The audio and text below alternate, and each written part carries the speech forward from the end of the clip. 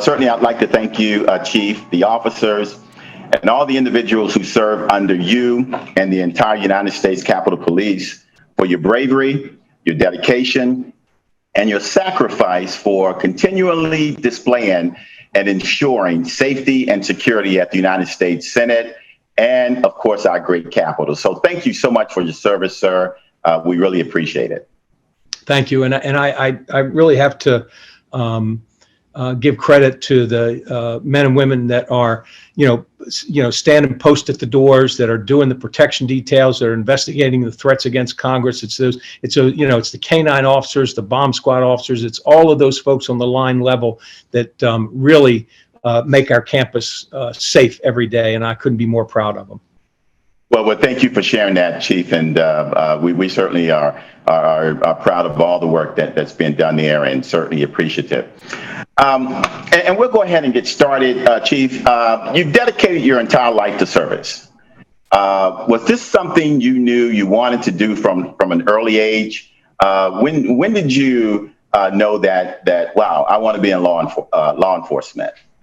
Well, it's interesting. I think my mother instilled an empathy in me and all of my brothers and sisters, actually, so that we would, when we saw folks in need, when we saw folks that were struggling, that we had this instinct that we would like to help. And I remember having that instinct even as a child. And it wasn't until I got into college that I started focusing on. I knew I wanted to do something with public service. So I actually started my college career at University of Maryland majoring in journalism. And I moved from that to social work, and then I moved from that to criminal justice. So I sort of evolved, and at some point in college, I thought, maybe the way I save the world one person at a time is to become a police officer. Fantastic. Thank you for sharing that. And it's great to be talking to a fellow Terrapin. I graduated from the University of Maryland as well, and also that's undergrad and graduate school. So great university, and glad to be chatting with you about that. Chief, you've been quoted as saying that your father was the hardest working man I've ever known. And that resonated with me because that's my story as well. My dad was a pastor of a church growing up, and I was a PK. But the work ethic that we learned certainly came from my dad. So you said that he made a good life for your mom, and that you grew up being in awe of his work ethic. Can you share a little bit more about how your father's example impacted you and helped shape your life? So as growing up, I knew that my dad worked long hours. When I was a young child, I know he was working a couple of jobs, but I knew that he'd go to work before we were usually up, and there were times when we were had gone to bed by the time he got home, so I knew he worked hard, and when I was a little kid. And then I remember on the weekends when a lot of other dads would be playing golf or they'd be relaxing or whatever. My father was just working. I mean, he was working around the house. He was, fixing things, and he was a very handy guy. And, inside and out, he was always doing something, for the house or, it's just, I remember thinking, when does this guy ever take a day off? When does he ever relax? But it wasn't until later in my life that I found out some things about my dad. One, that I didn't know until I was an adult that he never finished high school. I didn't know that my dad, at a very young age, was drafted and went and served in combat during World War II. I mean, I knew he served, but I never knew exactly, that he flew on a B-24 bomber and was the radio man for that airplane, and and I never knew until later in life that he struggled, going from his military service back to civilian life, that he had struggles there. And so, when I look at and when I realized that my dad really had some challenges, in his young life, and, to see the kind of father he was, the kind of husband he was, it just made it all the more amazing to me what a great man that he was, to overcome the challenges that he had to have be the father that he was to all of his children, and just watch the way he made a great life for my mom and for us. So yeah, to this day, I mean, I miss my dad. I miss my mom and dad every day. They've been gone for a few years now, but I miss them every day. Well, again, thank you for sharing that. As you were talking, I again was just thinking about my dad, and the story is my dad never finished high school. He was born in West Virginia, and my grandfather was in the coal mines, and then my dad started working for the coal mines, and just a wonderful story. But I can tell you, I always say, he never finished high school, and he provided such a tremendous life, but yet was the smartest man I ever met. And exactly. Yeah, and I always tell people when they say, you look like your dad, and my dad's dead and gone as well, I always say if I could just be half the man my dad was, just half the man. And I'm with so you. I appreciate you sharing that. Yep. Chief, you started your career in law enforcement with Fairfax County in 1977. And so I want to pause and say that someone told me to tell you hello when they knew I was doing this interview. Fairfax County Supervisor Penny Gross. Oh my God. Penny grew up, as you know, in the Senate community, and Penny is the board secretary on the board here at our credit union. And she wanted me to pass on to you her well wishes. And she told me, she said, Tim, you're just going to enjoy sitting down talking with him. So I love Penny. She I've known her for 30 years, and she was I have great admiration for her, and I just as the police chief in Fairfax, worked very closely with her, and she's just such a smart woman, a great elected official. I mean, just such integrity, and always did what was best for the people of Fairfax, and I just have the greatest respect for her. And it's funny, she's someone that I have stayed in touch with. Just love Penny to death. She's terrific. Fantastic. I'll pass that on to her. And so my question is, and by you serving, with Fairfax County and now the National Capital Region for 42 years, how do you feel that this extensive experience within the DMV uniquely prepared you for the role that you're in now? So I think the biggest, and you know this, I mean, in any business, so much of it is the relationships that you build. And the fact that I had been a police chief for over 20 years in Virginia, then in Maryland, and I had gotten to know all of my colleagues in the National Capital Region. So when after January 6th, when they were looking for a new police chief, I got a call from the search firm, and one of the things they said was, look, you know all the players, you know the region, you know this area, and so all that resonated with me, and knowing what happened on January 6th, I mean, I did have some sense that I wanted to serve my country, and I thought, maybe I am uniquely suited for this job because of my past history and my relationships and the work that I've done in the National Capital Region. And in fact, it has been a blessing, because day one, I mean, I already had everybody's cell phone number, and I could call the DC police chief, or any police chief around the region.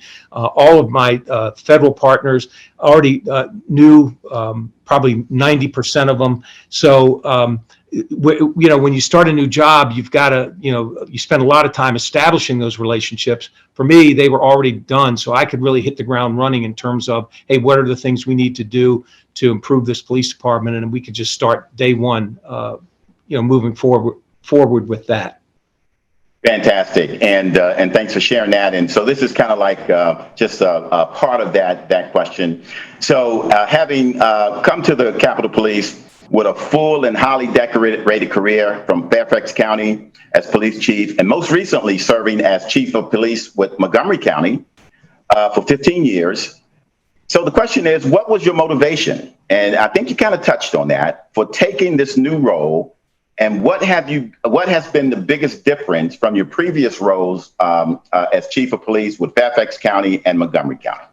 You know, that's actually a great question. First of all, my motivation was I really believed I could help, and so that was my motivation. I had just retired from Montgomery County after a 40+ year career as a police officer. So I was very happily retired. So it wasn't like I was looking for another chief's job, but this I thought that this was a good way to serve my country, and I have no regrets doing this. I think the biggest difference is, and in some ways this job is easier than the ones I had. In some ways it's more challenging. First of all, the politics here is just world class. Trying to make sure that I navigate all the partisan issues that seem to pop up. That's a challenge. I'm glad that I had the experience that I had. If I was a brand new police chief, I'm not sure I could have navigated some of the things I've had to navigate here. But it's funny. In many ways, my community goes home at the end of the business day. I mean, there's still things that we have responsibilities 24/7, no question. But I'm not going to community meetings 2 and 3 nights a week. I'm not out on the weekends, every weekend to, going to a community event or whatever. I mean, I do work weekends occasionally, and there's certainly plenty that goes on at the Capitol, but not to the extent that it goes on when you're the police chief of a large jurisdiction with 1 million people. So in that regard, it's different and a little bit easier sometimes, but believe me, there's still the challenges keep me motivated and keep me on my toes. That's for sure. Fantastic, Chief. Thank you for sharing that and that kind of insight. We really appreciate that. Chief, you released a statement at the beginning of this year outlining 2 years of hard work and referenced implementing more than 100 significant improvements. The question is, what are you most proud of from the past 2 years, and what are you most excited about for the future of the force? So right after January 6th, there were a slew of after-action reports that were done that highlighted and pointed out the things that went wrong on January 6th. And there were no shortage of failures. There were failures of intelligence failure. There were equipment failures. There were staffing failures. There were frankly leadership failures.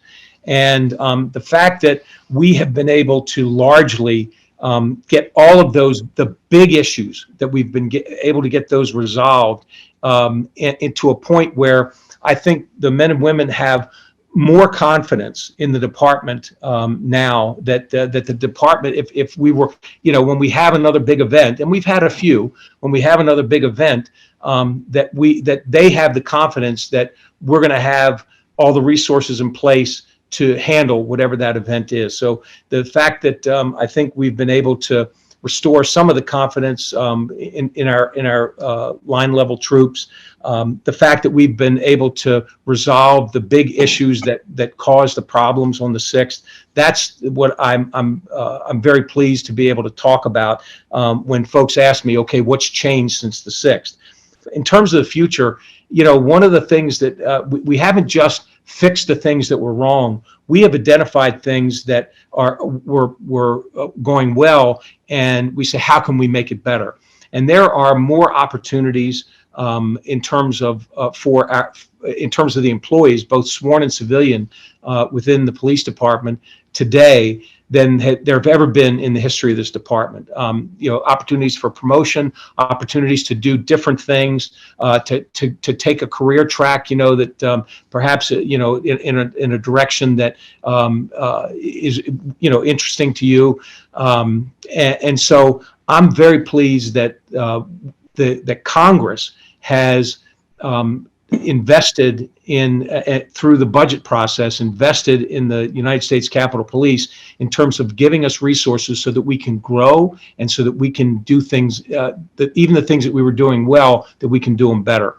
And that's what excites me, is that this department just has more opportunities for its employees, and that we're able to meet workload demands in a way that I think allow us to do a better job than we've done ever in the history of this department. Fantastic, Chief. Again, thank you for sharing that. And you talk about January 6th, and clearly that's a day we all remember. And I just again want to say thank you to you and your troops. You talked about your troops. And, we have a branch right there at the Hart Senate branch, the United States Senate Federal Credit Union right there at Hart. And I can tell you, just to see how the bravery and all the things that the police did to protect that Senate community, including our branch and our people, I just want to say again, thank you so much. And we recently sat down with Chaplain Barry Black, the United States Senate Chaplain Barry Black, and we were talking about, and he was just sharing how it was a day in the Capitol where he was sought to and he said, Vice President Pence just said, hey, can you just give us a prayer? Just to see, even at the highest levels of government, folk were still acknowledging that, wow, we need help here. And just that insight just lets us all know that we had brave men and women, we had government officials, everyone doing what they could to just keep calm and keep things going in the right direction. So thank you again for your service. Chief, the Capitol Police have made great strides. You kind of talked about that forward since you became chief, and you've outlined a number of them. So the question is, Chief, what do you see as your biggest challenges in the coming years? And what would you say, if I ask what keeps you up at night, what would be your answer? So there's no question that the biggest challenge that we face are the threats that against the members of Congress. They have gone through the roof over the past several years, and they show no sign of slowing down. So just the threats that we get against the members of Congress, we have to investigate all of those, and in many cases we're able to determine who made the threat, and then we have to go through a criminal prosecution. That workload has grown exponentially for us, and that's been a pretty big challenge. And that sort of goes into what keeps me up at night. And that is that the level of hate speech, the level of violent rhetoric between people who have opposing views. We've always had, people on different sides of an issue. But it seems like today the vitriol between opposing sides is much worse. There's just a lack of civility, a lack of ability to have a disagreement with somebody without looking at them as well, if you disagree with me, then you're my enemy. And I just don't I worry about that, because again, I think that that I've seen that get worse over the years, and I wonder at some point how we're going to get back to a better way to debate, opposing views, a better way to have to come to a consensus on an issue that perhaps people disagree, and just have more civility in our day-to-day dealings with people that view things differently than we might. Mm-hmm. No, excellent. Thank you so much, and well stated, Chief. Well stated. Sir, you've been recruiting and training new officers at a record pace, while most law enforcement agencies are struggling to bring on additional officers. How have you done this, and how do you think this will help shape the future of the United States Capitol Police? So, we have been blessed in terms of, you look at police departments around the country, and I have many friends that are police chiefs around the country, and to a person, they will tell me, we're having trouble recruiting. We can't hire people. We just, we're our staffing levels are at an all-time low, and we're not having that problem. And I think there's a couple of reasons for that. One is that, again, Congress has invested in their police department, in the U.S. Capitol Police. Our salaries and benefits are competitive with everybody. In fact, we have one of the highest starting salaries in the region, if not the highest. We've got benefits, whether it's the student loan repayment program. We've had retention bonuses. That is, if people agree to stay, for a year, they get a bonus at the end of the year. All of those things have, I think, helped us get ahead of attrition. But there's another thing. And if you think back to right after September 11th, 2001, when our country was attacked by terrorists, there was the police departments, fire departments, military had no trouble recruiting. People wanted to serve their country after that attack. And I think that we're having some of the same benefit, if you want to call it, if there was any benefit from January 6th, is that there are people that look at what happened on January 6th and said, I want to serve my country. I want to be a part of the U.S. Capitol Police. And because I know I've talked to a few folks that in the academy, and I'll ask them, I said, well, why did you decide to come here? And they said, because of January 6th, I wanted to serve. And so I think we got, a bump from that same way after 9/11. All of public safety and the military got a bump with people wanting to serve their country. Fantastic. No, and that resonates, people wanting to serve their country. Again, thank you, Chief, for sharing that. Chief, you make it a priority to get out and visit with your officers every day. Which is extraordinary. Can you share what those visits mean to you, to your officers, and equally as important, what do you learn from them? So I'm a big believer in the first rule for any chief, anybody who's in charge of an organization is you got to be there, and which means people have to see you. People have to know that you care about the organization, that you care about them, that you care about the mission.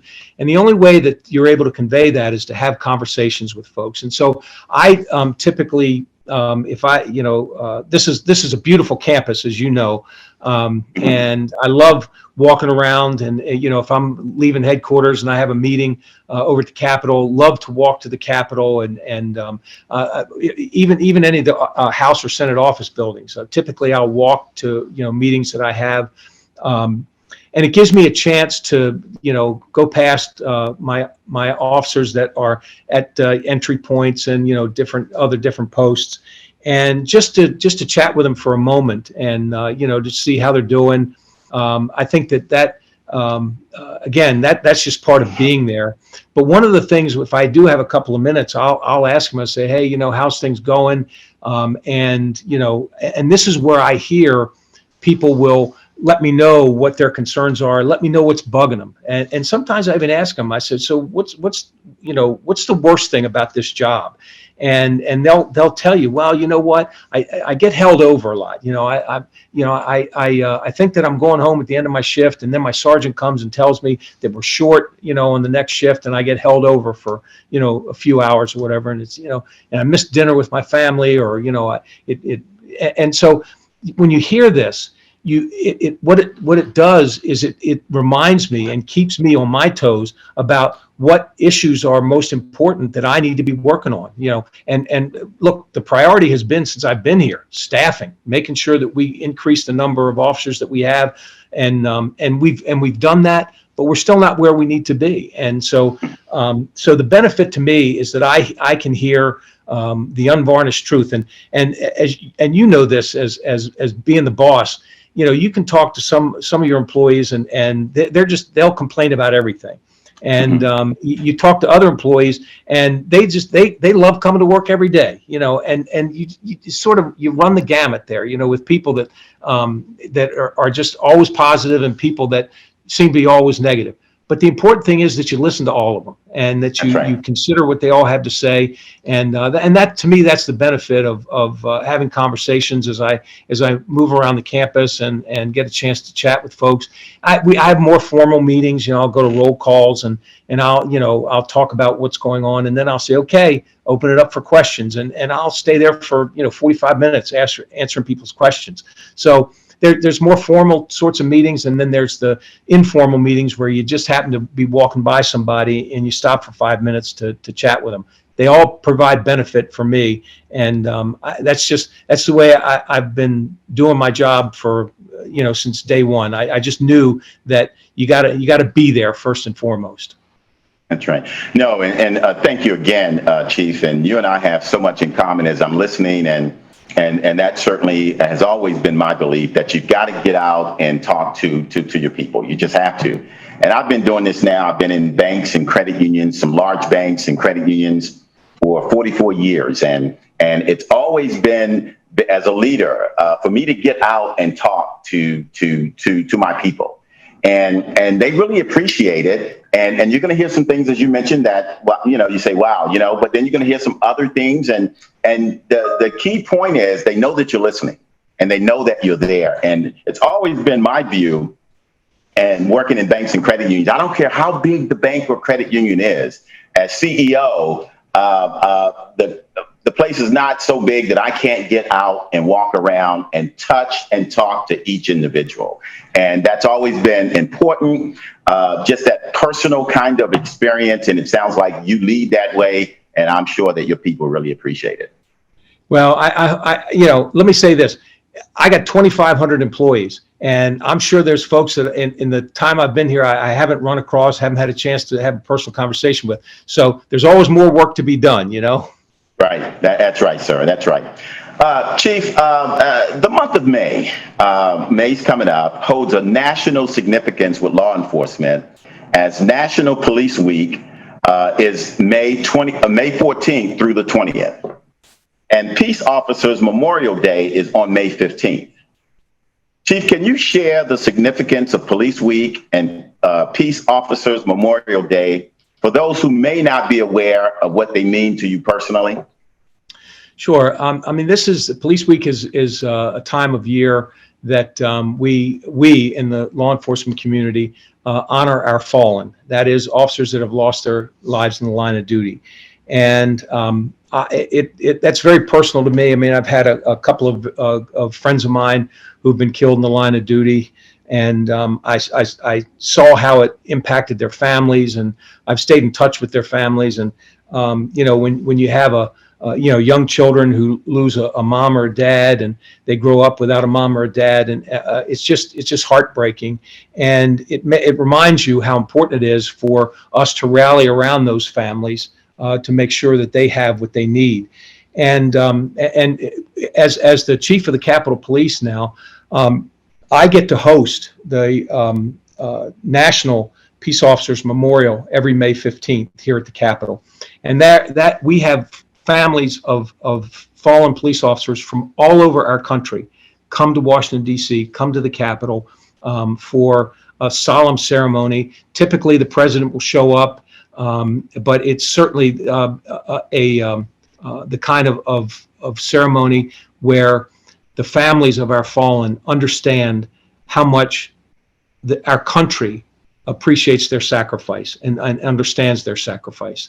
And so to be a part of that, I attended the National Police Officers Memorial every year as a chief, and was always so grateful that the Capitol Police Chief would invite me to. We have a reception for chiefs prior to the ceremony, and I got invited to that because I was a partner agency with the Capitol Police when I was in Fairfax and Montgomery, and so just to always be a part of it. But now I'm the host, and I am just so honored to be able to be a part of this ceremony.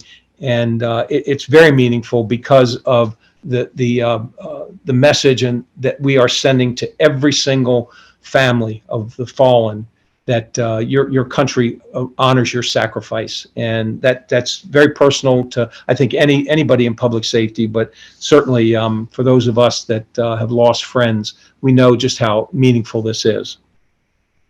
No, absolutely, Chief, and just hearing you talk about that, your empathy and your caring, it resonates, it comes through, and for those families and for their loved ones who were fallen, and clearly it comes through. And I think it was Theodore Roosevelt who said, "People don't care how much you know until they know how much you care." And I could just see that caring and how this is really special to you, and clearly it's special to those families. So again, thank you so much for your service and all that you do, Chief.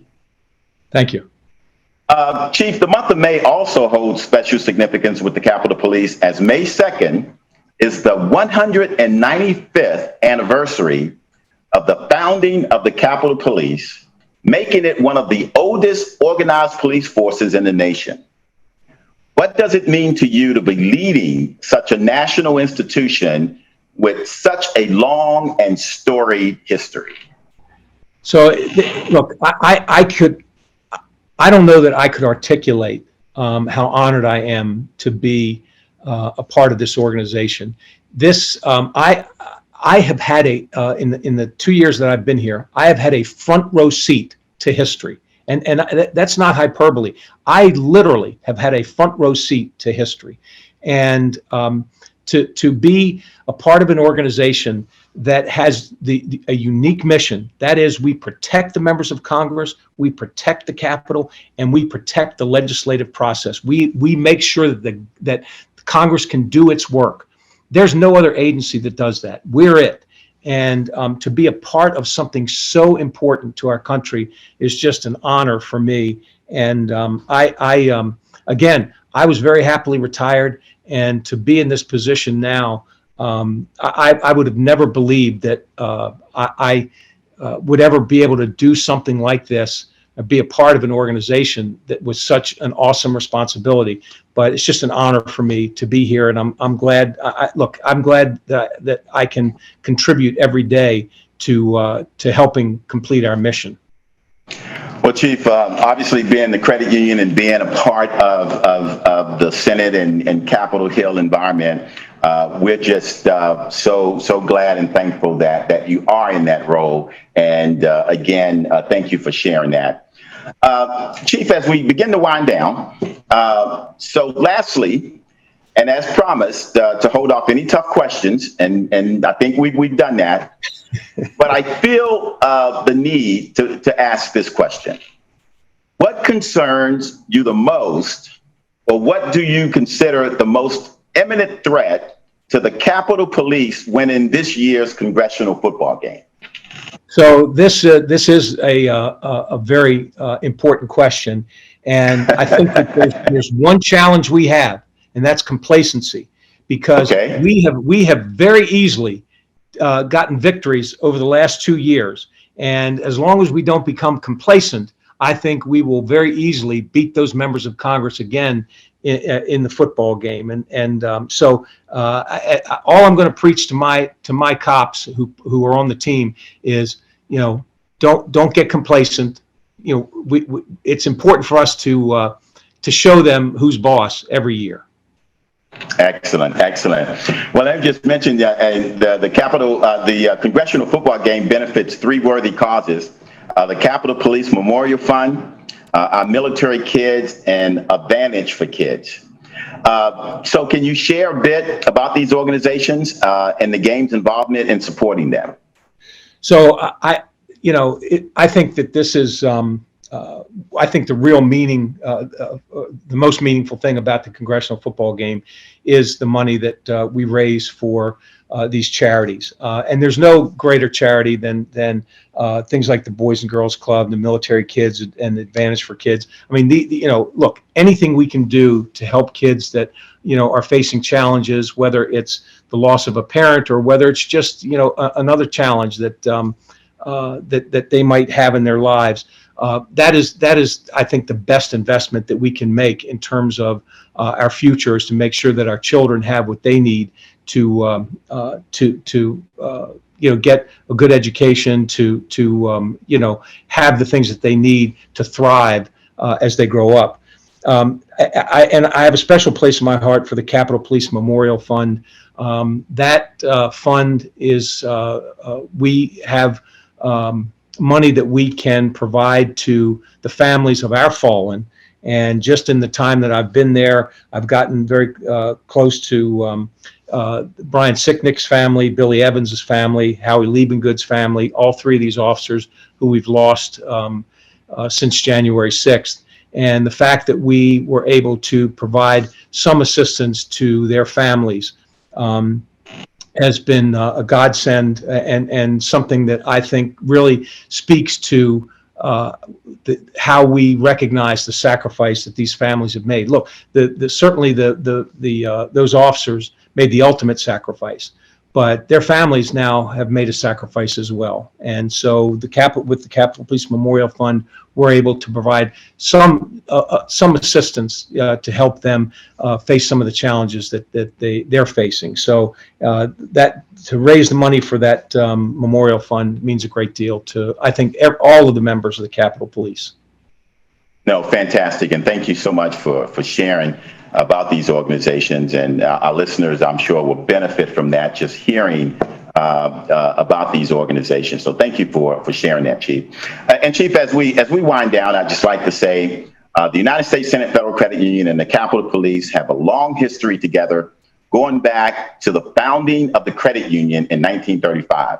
This credit union was kind of born out of the Great Depression in 1935, the Credit Union Act. A lot of credit unions just kind of boomed onto the scene. 9 United States Senate employees pooled together their resources and started the United States Senate Federal Credit Union. So our organizations have just been partners, if you will, for many, many years. We've weathered some tough times over the years, but we've always pulled through in the end. So I'd like to reiterate how much we appreciate you, your team, and all the amazing officers for everything you do, and know that anything that we can do to support the Capitol Police here at the United States Senate Federal Credit Union, we are here to do that. We really appreciate you, and I certainly just thank you for sitting down with us today, sharing that vast knowledge of what you're doing and what the community of police there at the Capitol are doing for our legislators, for the community there, for their families. And that's just been just tremendous to hear. And I just want to say thank you again, sir, for sitting down with us. Well, it's been my honor, my pleasure to do that. And look, we are great partners with the credit union, and we have so many great partners throughout the Capitol campus. And it's just, there's a culture here that folks come here, they work here because they want to, and because they're proud of what they do. And so I just think that this is an environment that really encourages people to commit themselves to a career and commit themselves to do good for them, for their stakeholders. And so, I appreciate all the great work that the Senate Federal Credit Union does. You provide a service to the folks here that impacts the rest of their life. Mm-hmm. And so, I think that there's so much of what all of us do. We're just trying to make things better for the folks as they work here, and keep people safe, to keep people healthy financially. All those are important things in life. So I'm glad that we're partners, and I'm glad, and I know that our partnership will last for as long as both our organizations are around. Well, thank you so much, Chief, and we certainly concur with those statements, and look forward to seeing you throughout the community there, and keep up the good work, sir. Thank you. Okay. Appreciate it. Take care, Chief.